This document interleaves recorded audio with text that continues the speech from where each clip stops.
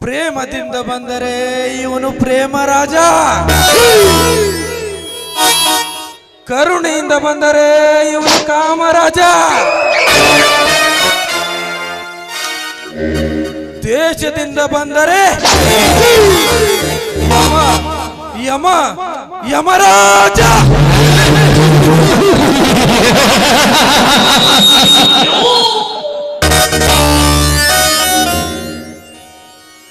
ರಾಮನನ್ನು ಕರೆದುಕೊಂಡು ಬಾ ಅಂತ ಹೇಳಿದ್ದ ಶಿವರಾಜ್ ಕರಿಯ ಇನ್ನೂ ಬರಲಿಲ್ಲ. ಕರಿಯ, ಈ ನಾಯಿಗಳು ಟೈಮಿಗೆ ಕೂಳು ತಂದು ಕೆಲಸನೇ ಮಾಡ್ತಾ ಇಲ್ಲ. ಇದರ ಹಿಂದೆ ಏನಾದರೂ ನಡೀತಾ ಇರಬಹುದಾ? ಅದು ನನಗೆ ಗೊತ್ತಿಲ್ಲ ಅನ್ನೋದು ಸಾಧ್ಯವೇ ಇಲ್ಲ. ಯಾಕಂದ್ರೆ ನನ್ನ ಹತ್ರ ಪೊಲೀಸ್ MP MLA ಎಲ್ಲ ಇರುವಾಗ ನನಗ ಯಾರ ಭಯ?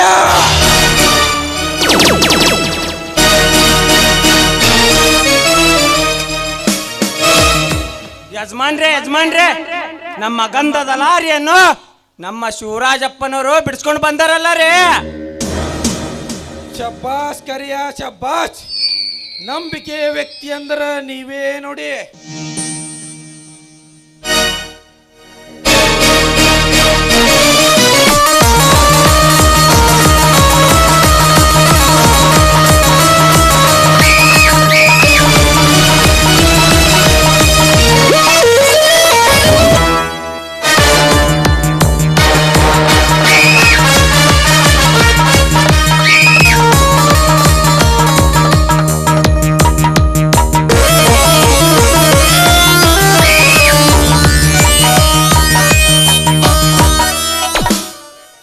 ನಮಸ್ಕಾರ ಪ್ರೇಮರಾಜ್ ಅವರಿಗೆ. ನಮಸ್ಕಾರ ಮಾಡಬೇಕಿದ್ದು ನೀವು ಅಲ್ಲ, ನಾನು. ಅಂತೂ ನನ್ನ ಮೊದಲ ಪರೀಕ್ಷೆಯಲ್ಲಿ ಗೆದ್ದ ವೀರ ನೀವೇ ನೋಡಿ. ಇದೇ ಅವ ಮಹಾ ಕೆಲಸ. ನೀವು ನನ್ನನ್ನು ನಂಬಿದ ಮೇಲೆ ಇದಕ್ಕಿಂತ ಅನಾಹುತ ಕೆಲಸ ಯಾವುದೇ ಬಂದರು ಚಿಟಿಕೆ ಹೊಡೆದು ಮುಗಿಸುವುದರೊಳಗೆ ಆ ಕೆಲಸ ಮಾಡುವ ಸಾಮರ್ಥ್ಯ ನನ್ನಲ್ಲಿದೆ. ನೀವಿನ್ನು ಯಾವುದಕ್ಕೂ ಚಿಂತಿಸುವ ಕಾರಣವಿಲ್ಲ. ಇನ್ನು ಮೇಲೆ ನಿಮ್ಮ ಯಾವುದೇ ಕೆಲಸವಿದ್ದರೂ ಸರಿಪಡಿಸಿಕೊಂಡು ಹೋಗುವುದೇ ನನ್ನ ಕೆಲಸ. ನೀವಿನ್ನು ನಿಶ್ಚಿಂತೆಯಿಂದ ಇರಬಹುದು. ಕರಿಯ, ನನ್ನ ಬಲಗೈ ಬಂಟನಾಗಿ ಬಂದ ಶಿವರಾಜನಿಗೆ ನನ್ನ ಎಲ್ಲ ಕೆಲಸ ವ್ಯವಹಾರಗಳನ್ನು ತಿಳಿಸು. ಮತ್ತೊಬ್ಬರಿಂದ ಕೇಳಿ ತಿಳಿದುಕೊಳ್ಳುವಷ್ಟು ಮೂರ್ಖನು ನಾನಲ್ಲ. ಇಲ್ಲಿಗೆ ಬರುವಾಗಲೇ ಎಲ್ಲ ವಿಷಯ ತಿಳಿದುಕೊಂಡೇ ಬಂದಿರುವೆ. ಶಿವರಾಜ್, ಯಾಕೋ ನೀವು ದಣದಂತೆ ಕಾಣುತ್ತಿದ್ದೀರಾ? ಸ್ವಲ್ಪ ರೆಸ್ಟ್ ಮಾಡಿ ಹೋಗಿ. ಆಯ್ತು.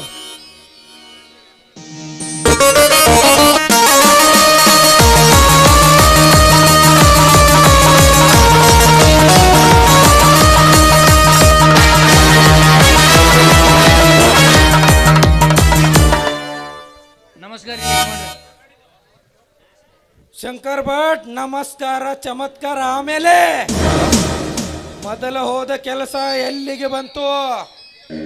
ಅದು ಕರ್ಕೊಂಡು ಬರ್ಲಿಕ್ಕೆ ಹೋಗೋದಲ್ರಿ. ಮೊದಲು ಮಗ ವಾಲ ವಾಲ ವಾಲ ವಾಲ ಅಲ್ಲಗಚ್ಚಿದ ಎಡ್ಡು ತೊಡಿ ಸಂಜೆ ಕೈ ಹಾಕಿನಿ ಹೆಗಲ ಮೇಲೆ ಎತ್ಕೋಬೇಕನ್ನೋದ್ರೆ ಬರ್ತೀನಿ ಅಂದ್ರಿ. ನೀವು ಹೇಳೋದು ಕೆಲಸ ಕಾಯಮ್ಮ ರೆಡಿನೇ ರೀ. ಇಲ್ಲಿ ಹೇಳ್ಕೊಂಡು ಬಂದಿದ ತಮ್ಮ ಬಾರ.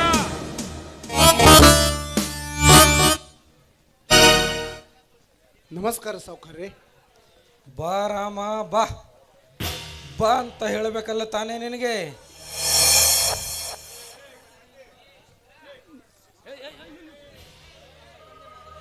ಸಾವುಕಾರೆ, ನಿನ್ನೆ ಗುಮಾಸ್ತರು ನಮ್ಮ ಮನೆ ಕಡೆಗೆ ಬಂದಿದ್ರು.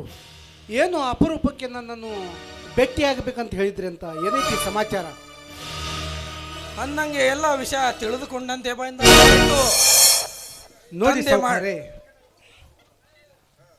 ನೋಡಿ ಸಾವುಕಾರೆ, ನಮ್ಮ ತಂದೆ ಮಾಡಿಟ್ಟ ಸಾಲದ ಬಗ್ಗೆ ಗುಮಾಸ್ತರು ನನ್ನನ್ನು ಎಳಿಯಾಗಿ ಬಿಡಿಸಿ ಹೇಳ್ಯಾರ ನೋಡ್ರಿ. ಅಂದಂಗೆ ಎಲ್ಲ ತಿಳಿದುಕೊಂಡು ಬಂದಂತೆ ಆಯ್ತು.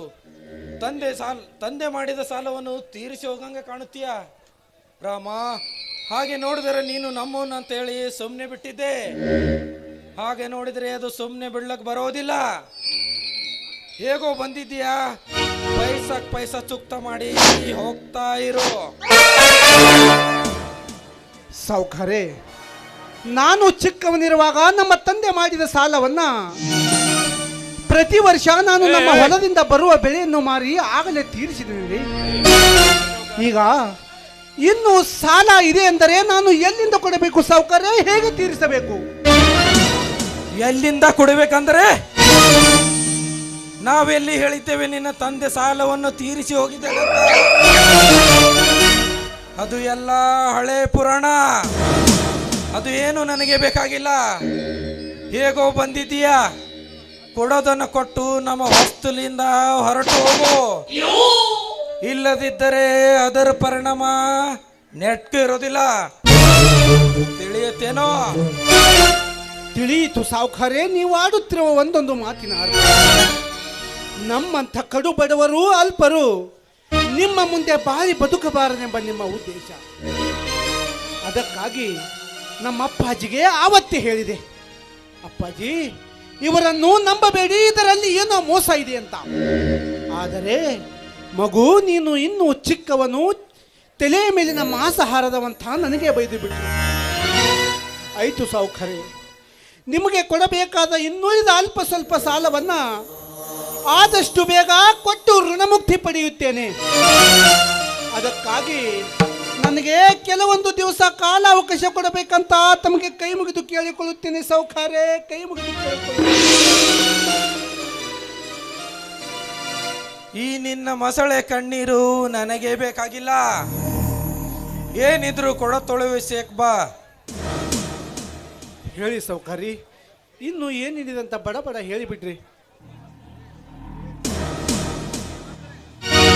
ಗುಮಾಸ್ತರೇ, ಇವರ ಸಾಲವನ್ನು ಬಡ್ಡಿ ಸಮೇತ ಎಷ್ಟು ಅಂತ ಸಾರಿಸಿ ಬಿಡಿ. ಸಾರ್ಸ್ಯಾಕ ಬನ್ನ ಮುಂದೆ ಕೌದಿ ಹೋಗದೆ ಬಿಡ್ತಾರೆ. ಇವ್ರದ್ದು ಲೆಕ್ಕ ಬಹಳ ಜರ್ದಾಂಬಿಟ್ಟು ನೋಡ್ತಮ್ಮ. ನಿಮ್ಮ ಅಪ್ಪ ತಗೊಂಡು ಹೋಗೋದು 5 ಲಕ್ಷ ರೂಪಾಯಿ. ಮುಂದೆ ತಮ್ಮ ಅಲ್ಲಿ ಯಾರು ಗಲಾಟೆ ಮಾಡಿ ಈ ಕಡೆ ಮುಂದೆ ಬರ್ರಿ ನೋಡೋಣ. ಏನು ಹೇಳ್ತಾ ಇದ್ದೀರಿ ನೀವು? ಇನ್ನ ರಾಡಿ ಮುಂದೆ ಭಾಳ ಅದು ತಮ್ಮ. ಊರ್ನ ಬಕ್ಕೊಳ್ಳೋದ ಸೇರ ಸ್ವಲ್ಪ ಕೇಳೋ ನಡಬರಕ್ಕೆ ಹಿಂಗ್ಯಾಕ ಬಾಯಿ ಆಗ್ತಿ.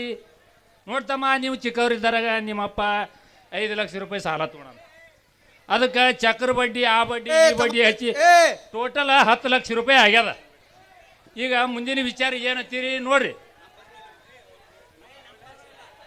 ಅವೇನು ಮಾಡ್ಬೇಡ್ರಿ.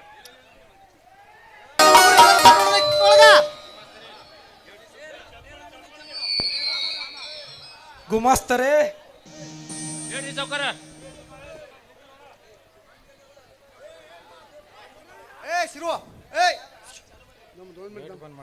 ಹುಡುಗರು ಎಲ್ಲರೂ ಬರ್ರಿ ನೋಡೋಣ. ಎಲ್ಲ ಸಾಲ ಎಷ್ಟು ಅಂತ ಬಡ್ಡಿ ಸಮೇತ ಸಾರಿಸಿ ಬಿಡಿ. ಇವ್ರದು ಲೆಕ್ಕ ಭಾಳ ಅದ ನೋಡ್ರಿ ರಮಣ್ಣವ್ರ. ನಿಮ್ಮ ತಂದೆ ತಗೊಂಡೋದು ಸಾಲ 5 ಲಕ್ಷ ರೂಪಾಯಿ. ಗುಮಾಸ್ತರೇ, ಏನು ಹೇಳ್ತಾ ಇದ್ದೀರಿ ನೀವು? ಜರ ಪೂರ ಕೇಳು ತಮ್ಮ. ಊರ್ನ ಭಾಳ ಅದ. ಈಗ ನೀವು ಚಿಕ್ಕವ್ರಿದ್ದಾಳಾಗ ನಿಮ್ಮ ತಂದೆ ತಗೊಂಡದು 5 ಲಕ್ಷ ರೂಪಾಯಿ. ಅದಕ್ಕೆ ನಾವು ನಮ್ಮ ಸಾವ್ಕಾರ ಕೂಡಿ ನಮ್ಮ ರೆಗ್ಯುಲರ್ ಬಡ್ಡಿ ಅದ ಅದೆಲ್ಲ ಸೇರಿಸಿದ್ದು 1 ಲಾಖ ರೂಪಾಯಿ. ಏನು ಹೊಳ್ಳಿ ನಮ್ಮ ಮನೆಗೆ ಬರ್ಲಿಕ್ಕೆ ತಯಾರಿಲ್ಲ, ಕೊಡ್ಲಿಕ್ಕೆ ತಯಾರಿಲ್ಲ. ಅದಕ್ಕೆ ಚಕ್ರ ಬಡ್ಡಿ ಹಚ್ಚಿ 10 ಲಕ್ಷ ರೂಪಾಯಿ ಮಾಡಿರ್ತೀನಿ. ಏನದು ಹೇಳಿ ಈ ವಿಚಾರ ನಿಂದು ನಡಬರ ಮಕ್ಕಳು ಮಾತಾಡ್ತಿ. ಸಾವುಕಾರೆ, ಬಡವರ ಹೊಟ್ಟೆ ಮೇಲೆ ಸಾಲವೆಂಬ ಬರಿಯನ್ನು ಎಳೆಯಬೇಡಿ ಸಾವುಕಾರೆ, ಸಾಲವೆಂಬ ಬರಿಯನ್ನು ಎಳೆಯಬೇಡಿ ಸಾವುಕಾರೆ.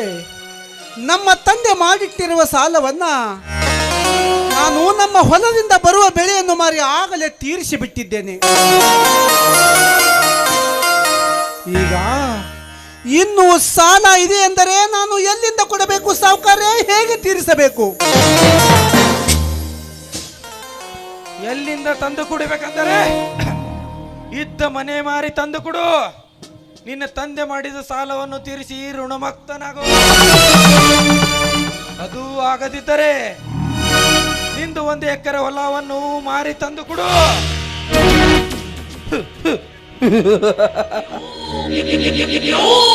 ಅವು ಎರಡೂ ಆಗದಿದ್ದರೆ ನಿನ್ನ ಮಡದಿಯನ್ನು ಸೆರಗು ಹಾಸಲು ಹೇಳೋ.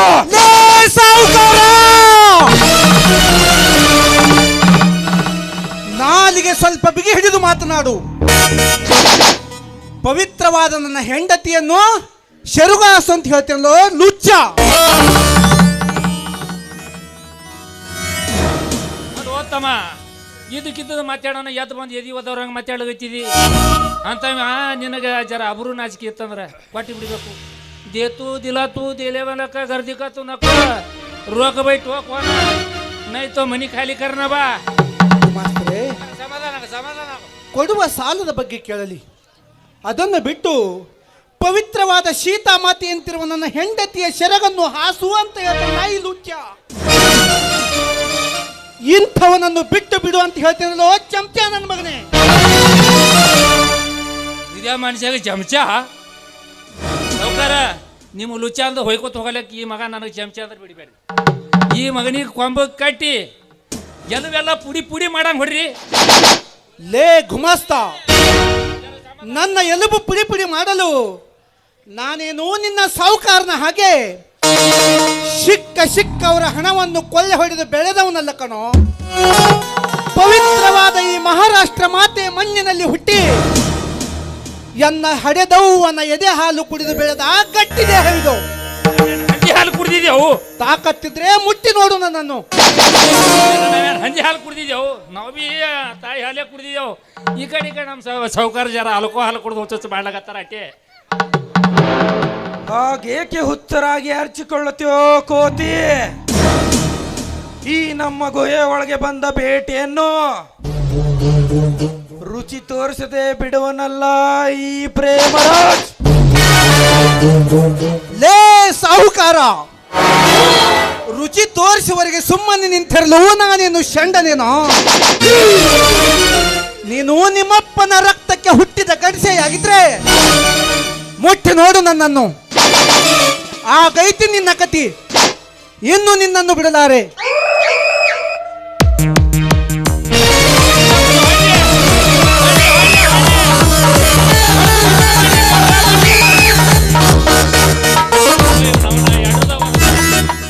ಇದೇನು ಗಲಾಟೆ? ಕಲಸ ಆತವ ನಾನು ಹೀಗೇಕೆ ಮಾಡುತ್ತಿರುವಿರಿ? ಈ ಸಮಯದಲ್ಲಿ ನೀನೇಕೆ ಬಂದೆ? ನೀನು ಬರದೇ ಇದ್ದಿದ್ದರೆ ಆ ಮಗನನ್ನು ಇಲ್ಲೇ ತುಂಡು ತುಂಡಿ ಕತ್ತರಿಸುತ್ತಿದ್ದೆ. ಹೋಗಲಿ ಬಿಡಿ ರಾಮ, ನೀನು ಈಗ ಮನೆಗೆ ಹೋಗು, ಆಮೇಲೆ ವಿಚಾರ ಮಾಡಿದ್ರೆ ಇತ್ತು. ಹೋ ಆಯ್ತು ರೀ, ನಾನಿನ್ನು ಬರ್ತೀನಿ.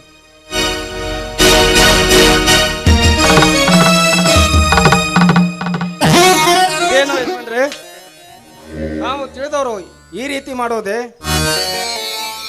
ನೀವು ಆಡಿದ ಮಾತು, ಅವನಾಡಿದ ಮಾತು ಒಳಗೆ ಕುಳಿತು ಸರಿಯಾಗಿ ವಿಚಾರ ಮಾಡಿದ್ದೇನೆ. ಅದಕ್ಕೆ ಏನು ಮಾಡಬೇಕೆಂಬುದು ನಾನು ತಿಳಿಸಿ ಹೇಳಿಕೊಡುತ್ತೇನೆ. ನೀವು ಸಮಾಧಾನದಿಂದ ಒಳಗೆ ಬನ್ನಿ.